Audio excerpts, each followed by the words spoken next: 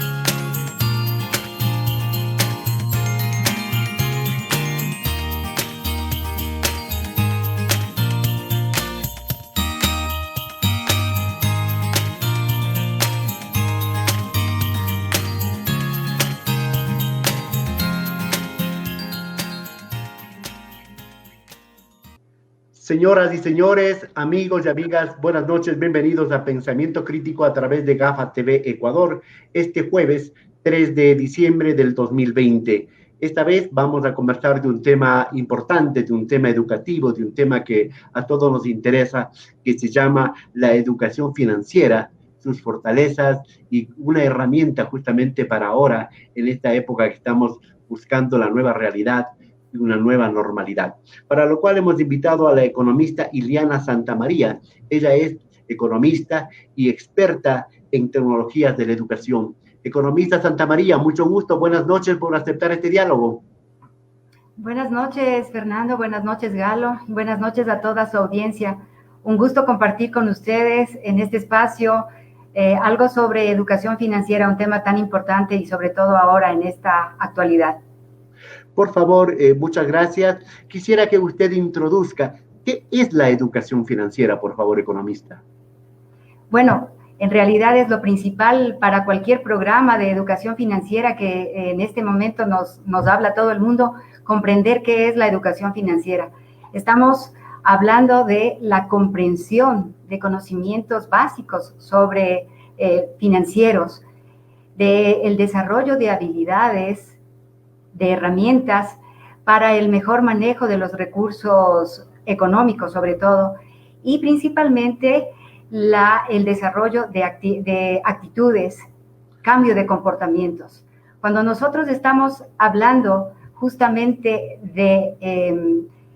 de conocimientos, de comprensión, de dominio de procedimientos y de actitudes, estamos hablando justamente de un proceso de educación. Economista, esta educación, este aprendizaje que debemos dar a la sociedad, ¿cuándo debe comenzar? ¿Cuándo a una persona podemos introducirle en enseñarle el manejo, la programación, el ahorro? ¿Cuándo podemos comenzar a enseñar eso en nuestras casas y en todo lugar? Justamente, como es un proceso de educación y de cambio y de formación de comportamientos y de actitudes y de hábitos, debe comenzar precisamente en la niñez, en los años iniciales de la educación. Y ese justamente es la propuesta a la que arribó una investigación realizada el año pasado en el ámbito de la Universidad Andina. Debe comenzar y en la escuela, en los años iniciales, continuar justamente durante todo el resto de la vida, porque son actitudes, comportamientos procedimientos que vamos a tener que ponerlos en ejecución a lo largo de toda nuestra vida, en cada etapa que vivimos, ¿no?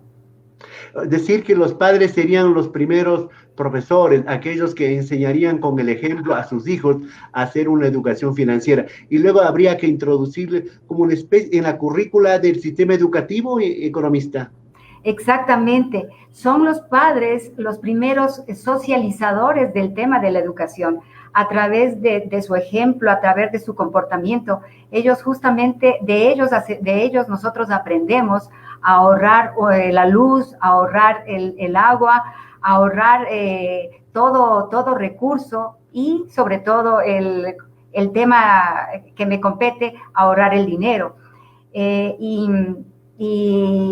Y luego cimentar esos hábitos en el colegio. Ya ahí sí, con las herramientas específicas y de la educación financiera, como por ejemplo las matemáticas financieras, saber lo que es una tasa de interés, el interés compuesto es muy importante para eso en la escuela, y lógicamente ya en el colegio nosotros vamos profundizando con conocimientos un poco más profundos de decisiones sobre consumo responsable, sobre la decisión más óptima para endeudarme, por ejemplo, al iniciar un emprendimiento. Entonces, y cuando ya salgo del colegio, porque esto de la educación financiera trasciende el ámbito escolar, cuando ya salgo del colegio, pues ya en otro ámbito sigo formándome y sigo practicando este tema de la educación financiera cuando, por ejemplo, hago un ahorro para mi vejez, ¿no?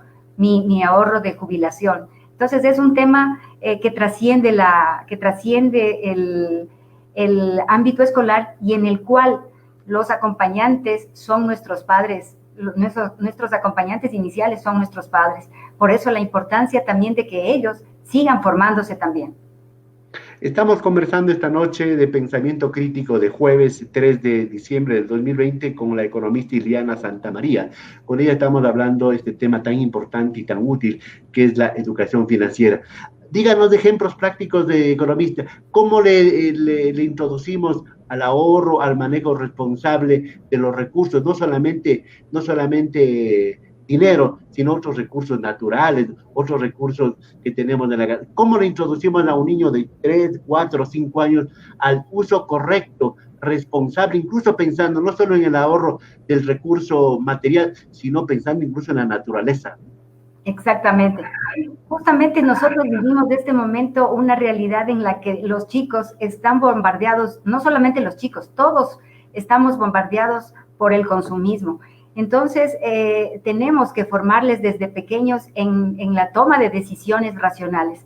¿Cómo enseñamos a un niño de los años escolares iniciales este tema? Lo introducimos justamente a través del ahorro, tanto en casa cuanto reforzando esos conocimientos en el colegio, de que los recursos naturales son limitados, son escasos. Entonces nosotros tenemos que ir a aprender a ahorrar, aprender a organizar, a consumir responsablemente.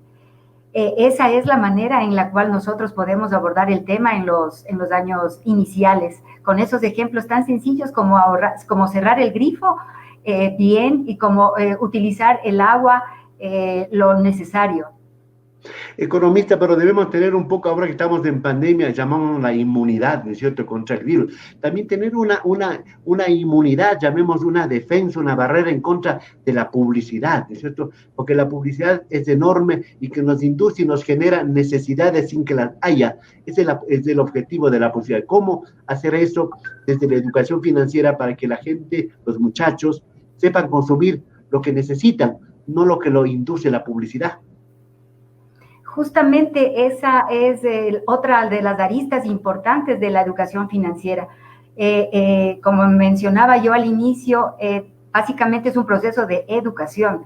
Y en primer lugar, tenemos que definir qué es lo que queremos como educación. Y como educación queremos justamente personas con pensamiento crítico y con las capacidades para poder aprovechar todas las oportunidades económicas, sociales y políticas que nos brinda nuestro entorno, ¿no?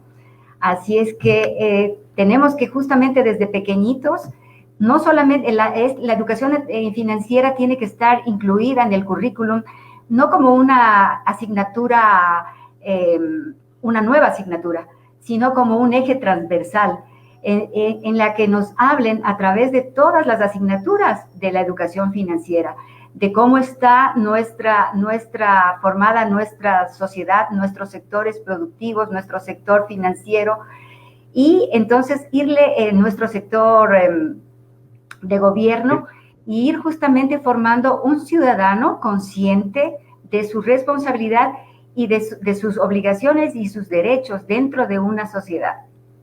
O sea, la educación financiera sería una buena herramienta para detener ese desenfrenado consumo que existe en una sociedad como la nuestra, ¿verdad? Una sociedad de consumo. Entonces, yo entiendo que la educación financiera es una forma de planificar, de ahorrar y luego de emprender, ¿verdad? Así sería una trilogía.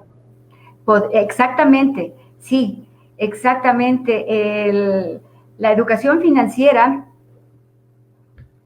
realmente a eso es lo que arribó la investigación que mencionaba yo al inicio. Se pudo hacer una investigación de campo, se investigó con personas representativas del sector educativo y con estudiantes, y salimos a la conclusión de que la educación financiera realmente es conocer los conceptos básicos financieros de cómo acudir al banco, pero no es necesariamente solo eso. Fundamentalmente es poder planificar y tomar decisiones racionales que signifiquen una sostenibilidad financiera para la persona a través de toda su vida. Para un joven que sale de la universidad, pues ya se ha formado desde pequeñito en la importancia del ahorro de recursos económicos y tal vez ya tiene un pequeño fondo para poder emprender al inicio de su carrera post bachillerato. Y también en el transcurso de la vida, pues podemos ir ahorrando ya nuestro fondo, como yo decía antes, para nuestra jubilación. Entonces, es una planificación para nuestro bienestar. No solamente, y eso es lo que a veces confundimos, no solamente es el aprender sobre los bienes y productos que nos brinda el sistema bancario, sino sobre todo poder administrar, como usted decía, hacer una planificación de nuestros recursos que permitan en estas épocas, como por ejemplo de la pandemia, poder tener un fondo que me ayude a cubrir aquellos imprevistos que nos cayeron, pero como de la noche a la mañana, ¿no? Hay un término que ahora se está utilizando mucho que se llama el emprendimiento. Yo quisiera que usted nos defina el emprendimiento, porque yo escucho al gobierno emprendimiento, no creo que sea pues lo que el pobre señor esté en la esquina vendiendo chupetes, él no es un emprendedor para mí, o el señor que va a limpiar los zapatos, tampoco creo que sea un emprendedor. Debe haber una definición que se ajuste en términos financieros, en términos humanos, en términos laborales al emprendimiento. ¿Cómo podemos entender al emprendimiento? Bueno, el emprendimiento es una idea de negocio, es una inversión que decide hacer una persona. Y justamente cuando nosotros decidimos hacer una inversión, utilizar nuestros recursos de cualquier recursos económicos, talento humano, pues nosotros tenemos que haber estudiado sobre esa opción, conocer justamente si esa idea es necesaria en ese momento, el mercado que tiene, cómo técnicamente puede salir adelante y cómo financieramente puede salir adelante. Entonces, yo le definiría como la idea de una inversión. Y es justamente lo que nos manifestaban los estudiantes de sexto curso, ¿no? Ellos están justamente muy felices de recibir la materia de emprendimiento, porque lo que quieren ellos hacer al salir de su colegio es ponerse un negocio. Pero para ponerse un negocio sostenible en el tiempo, tiene que haber conocimiento por detrás. Exactamente, porque se ha manejado y manipulado este término del emprendimiento, ¿verdad? Porque emprendimiento no es cualquier negocio, sino debe ser primero una planificación, ¿verdad? Una planificación, ver el mercado, ver la competitividad, ver la sostenibilidad del producto para poder emprender.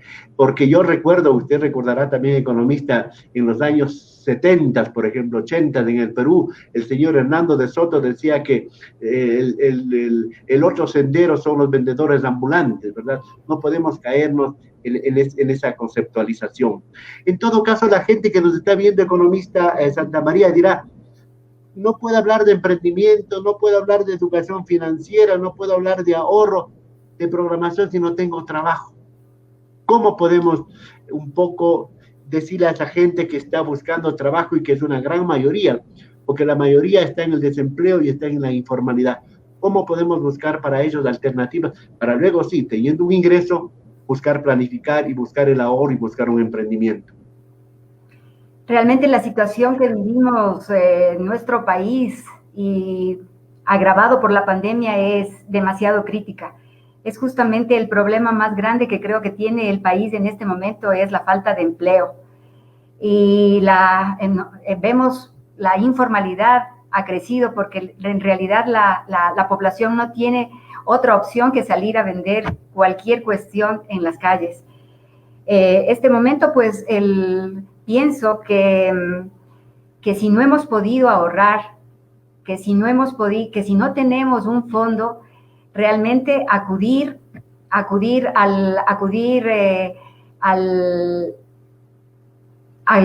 crédito, ¿no? Pero tenemos un gran problema en realidad ahí, y es justamente el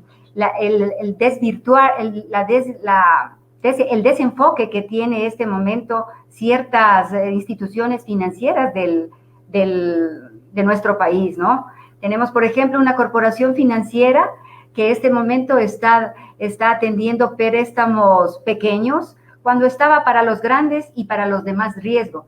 Tenemos un banco de fomento que este momento no está atendiendo a los emprendedores y a los pequeños productores. Está atendiendo a veces operaciones de importaciones. Tenemos un instituto de finanzas populares que tampoco atiende a los emprendedores. Entonces, realmente lo que podemos hacer es motivar al gobierno para que realmente existan programas de reactivación económica, que es lo que se necesita. Y para los emprendedores, por supuesto, que exista ese crédito para los emprendedores que no tienen garantías al inicio, que tendrán que asociarse al inicio. Entonces, trabajar en esos temas de asociatividad también. Eso nos falta a veces los ecuatorianos, el perder el miedo a asociarnos y el salir adelante en conjunto. Sí, porque lamentablemente no existe una política de Estado, una política pública para el asunto de la reactivación económica, para el asunto del crédito, y la mayoría de ecuatorianos no somos sujetos de crédito, pues economistas también, ¿no es cierto? Y la banca, mucha gente, muchos expertos dicen que es prácticamente una banca chulquera. Ahora mismo, en términos de pandemia, hay denuncias de que la banca está cobrando interés sobre interés, y eso es ilegal, se llama agiotismo y todos esos tipos de elementos. Por ejemplo, un elemento fundamental que me gustaría que usted, dentro de la educación financiera, le diga: cómo manejar las tarjetas de crédito. Es uno de los elementos muy complicados, porque hay gente que tiene varias tarjetas de crédito y tiene como para tapar un hueco con otra tarjeta y así sucesivamente. ¿Cómo manejar responsablemente, realistamente y honestamente las tarjetas de crédito, por ejemplo, en el sistema financiero? Yo creo que es muy sencillo, Fernando. Cuando nosotros sabemos hasta dónde podemos estirar nuestros pies, como comúnmente lo decimos, sabemos manejar cualquier herramienta financiera que tengamos a la mano. Así es que es muy sencillo el saber con cuánto ingreso nosotros contamos y qué gastos urgentes tenemos que realizar. Por lo tanto, ahí está presente el tema de la educación financiera. Cuando yo sé con qué ingresos permanentes cuento, cuáles son mis gastos urgentes, yo sé qué gasto que no es urgente lo puedo diferir. Entonces, en ese momento yo manejo mi presupuesto, ya sea con una tarjeta de crédito, ya sea con una tarjeta de débito. Eso es lo que no sabemos hacer ni personalmente ni a nivel de país, manejar nuestros gastos, saber extender nuestros gastos hasta donde nos den nuestros ingresos. Regresando un poquito en el tema anterior de la usura, justamente es un tema importante para abordar con educación financiera. ¿Cuántos de nosotros que somos miembros de una cooperativa asistimos a las asambleas de las cooperativas? Yo diría que muy pocos. Y ese es el escenario donde nosotros podemos justamente informarnos cómo están manejando nuestros recursos, cómo una tasa de interés puede bajar a través de manejar muy bien los costos operativos de los bancos, de las cooperativas. Entonces, ese es un ejemplo muy práctico de educación financiera. El momento en el que yo sé, acudo, pregunto, entonces, y me involucro y demando un buen manejo de una institución financiera. Sí, la educación financiera queda muy claro, pues es una herramienta fundamental que debe comenzar desde el hogar, desde la casa, y debemos nosotros hacer permanentemente reprogramaciones de acuerdo a la realidad de nuestros presupuestos, de nuestros ingresos, ¿verdad, economista? En todo caso, queda planteado el tema para que la gente se organice en casa, tenga su libreta, su cuaderno, haga su listado de gastos, de ingresos, y para que no luego esté a final de mes desesperado sin poder sacar los recursos. ¿Qué dice usted? Me gustaría, justamente es un tema muy importante. Sabe que de la investigación que se realizó tanto en un colegio público como en un privado, los jóvenes bachilleres contestaron y tenían una percepción muy favorable hacia el ahorro. Pero si usted les pregunta cuántos de ellos tenían abierto una cuenta de ahorro, era muy poco. Entonces, justamente ahí está un nicho también para la acción de los bancos, de las cooperativas, el acudir, el enseñar a los jóvenes desde pequeñitos a ahorrar, ¿no? Hay muchas herramientas y muchas iniciativas que se han puesto en práctica en muchos países vecinos. El Día de la Educación Financiera en el colegio, donde las instituciones a veces con su logo incluso le regalan un chanchito para que vayan acumulando el dinero, ¿no? Entonces, es importante el tema, ¿no? Y es una forma, yo veo también, de igualar conocimientos entre lo que es la educación pública y lo que es la educación privada.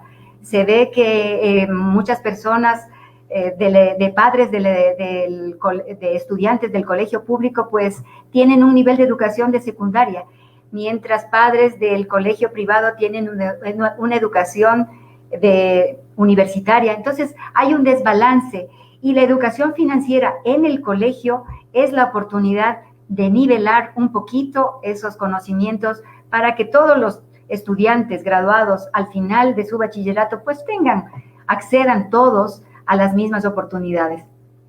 Entonces, lo que sí demandaríamos desde el Estado, de las autoridades, incluso de la empresa privada, fuentes de trabajo para que la gente pueda trabajar, pueda producir y piense pues en planificar su economía y en el ahorro, ¿verdad? Porque en caso contrario no hay recursos. Economista, tengo entendido, acaba de llegarme una información que usted está de candidata a vicepresidenta del Colegio de Economistas de Pichincha, las elecciones del próximo jueves 10 de diciembre. Cuéntenos un poquito esto de las elecciones del Colegio de Economistas de Pichincha, donde usted es candidata a la vicepresidencia. Bueno, Fernando, sí. Sabe que creo que todos los ciudadanos tenemos un momento de conciencia ciudadana llegado al límite, ¿no? Y me parece que la pandemia realmente nos sacudió a todos.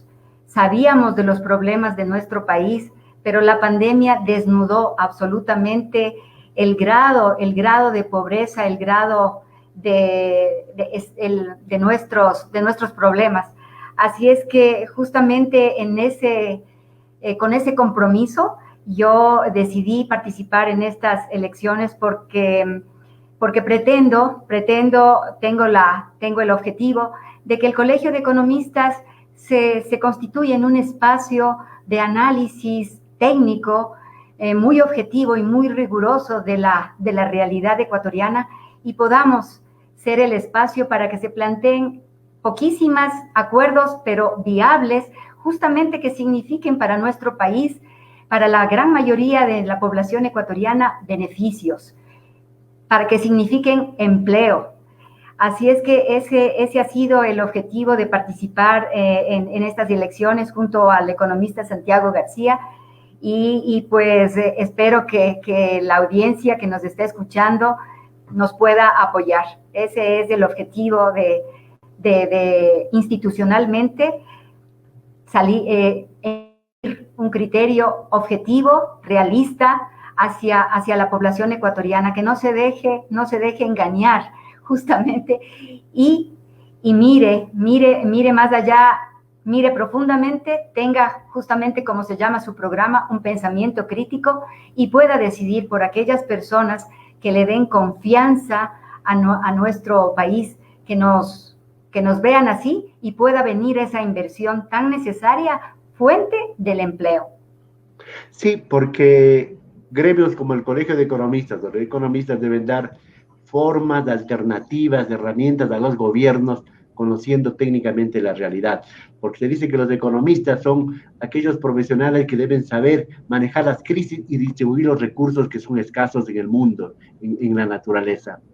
Entonces, economista, vamos a estar pendientes de esas elecciones, les deseamos éxito, y aquí hemos hablado de un tema tan importante como la educación financiera, como una herramienta para todos los ecuatorianos, grandes y chicos, para poder planificar, para poder ahorrar, para poder invertir en lo que podamos, en lo que necesitamos, más aún en momentos de crisis como estamos viviendo el país. Para terminar, ¿algún comentario final, economista, por favor? En primer lugar, felicitaciones por su programa, Fernando. Realmente son espacios muy importantes que crean opinión. Así es que le felicito, siga adelante. Y sobre la educación financiera, y como yo le decía al inicio, el boom de la educación financiera y de la inclusión financiera, justamente concienciarse de que no es solamente el acudir al banco. Eso es muy importante, es cierto. Y la educación financiera es una base para la inclusión financiera, y la inclusión financiera es un medio para eliminar y para disminuir la pobreza, completamente de acuerdo. Pero educación financiera no es solamente para acudir al banco, es una forma de vivir planificadamente para lograr el ahorro y una sostenibilidad financiera y el bienestar, sobre todo el bienestar de la persona humana a lo largo de su vida. Conocimiento para que no nos engañen incluso en los bancos, ¿no es cierto? Exactamente. ¿Sí? Exactamente. Para saber cuánto es el interés que nos van a cobrar, cuánto es el interés que nos van a pagar y todo eso, porque hay vivísimos, ¿no? Entonces nosotros tenemos que ser más vivísimos que ellos para no poder dejar explotar. Economista, muchas gracias, muy amable por haber asistido a este diálogo. Y una cosita, discúlpeme si hay, también es verdad y hay que recalcarlo, también tener muy claro que una institución financiera, una cooperativa, están para ayudarnos y para canalizar nuestras ideas de inversión. No caigamos también en el extremo de pensar equivocadamente, como en alguna oportunidad se mencionaba, de que es una banca que no ayuda, ¿no? El usurero, ese sí, no caer en el usurero, que te cobra a veces, como decía alguien de una cooperativa, el 1% diario. Entonces, hay que tener ese pensamiento crítico para no irnos a los extremos y ver lo positivo y mejorar lo que tenemos. Correcto, e ir con conocimientos de causa para no ser tampoco víctimas de ciertos abusos que puedan darse, tanto de chulqueros cuanto de sectores formales de la economía. Muchas gracias, economista. Buenas noches, muy amable. Muchas gracias a ustedes. Gracias. Señoras y señores, Pensamiento Crítico llegó gracias al auspicio de Mundo de Maravillas.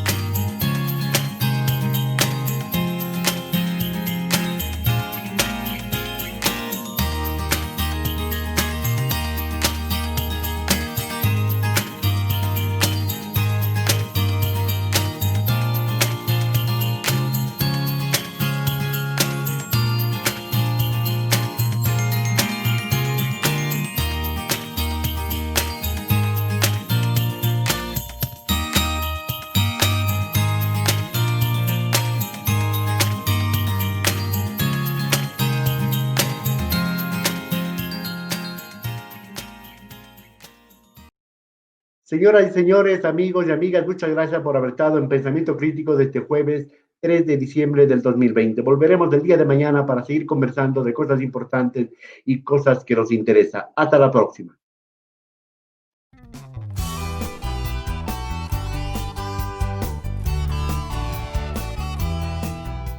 Somos Gafa TV Online, desde Quito, Ecuador, para todo el mundo.